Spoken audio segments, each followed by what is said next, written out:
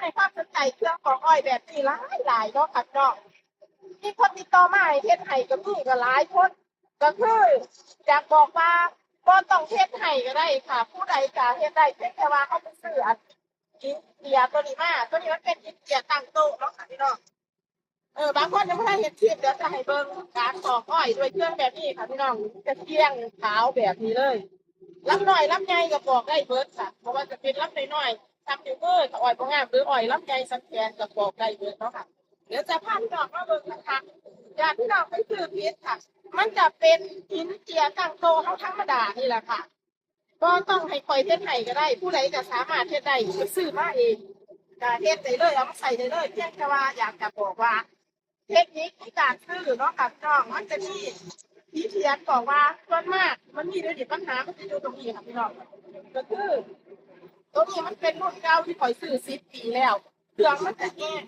มาที่นี่ทุกมือนี่ส่วนมากเครื่องที่นี่นะที่เห็นน่ะมันจะเป็นเครื่องที่มันบ่แห้งมันจะเขียนว่า300 วัตต์450 วัตต์ประมาณนี้สิค่ะถ้าซ้ำนี่ใส่บ่ได้เด้อค่ะพี่น้องอย่าซื้อมาให้ซื้อเครื่องที่มันแห้งๆซึ่งถ้าแถวข่อยล่ะข่อยก็หาซื้อบ่ได้อยู่ตัวแบบตัวนี้มันหายากพี่น้อง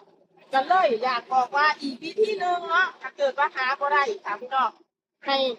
เอามอเตอร์มาเฮ็ดก็ได้ค่ะมอเตอร์แห้ง1 2 แห้งหรือว่ามันจะแห้งดีค่ะบาที่นี่แล้วจะพาไปเบิ่งไข่ที่โตเนี่ยอย่างคือมันต้องเอาไปให้โลกกลุ่มเนาะเฮ็ดไหนเดี๋ยวจะอธิบายให้ฟังชัดๆนะคะสำหรับตัวนี้ดีถ้าผู้ใดหาซื้อบ่ได้แต่คันผู้ใดหาซื้อได้มันบ่ยากค่ะเพียงแค่เฮาซื้อเครื่องตัวนี้มา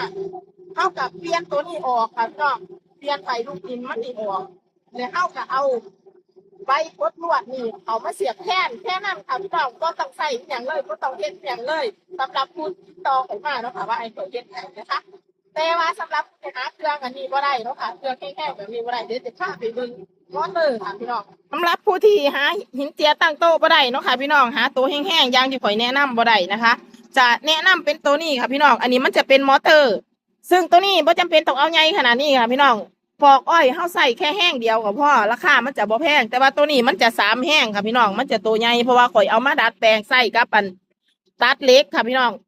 ทาเหล็กเป็นขาตะเกียบเฮ็ดล้อรถเข็นน่ะนะแต่ว่าถ้าเกิดว่าเฮ็ดปอกอ้อยนะคะแนะนำแค่แห้งเดียวก็ได้การแล้วค่ะพี่น้องก็คือซื้อตัวนี้มา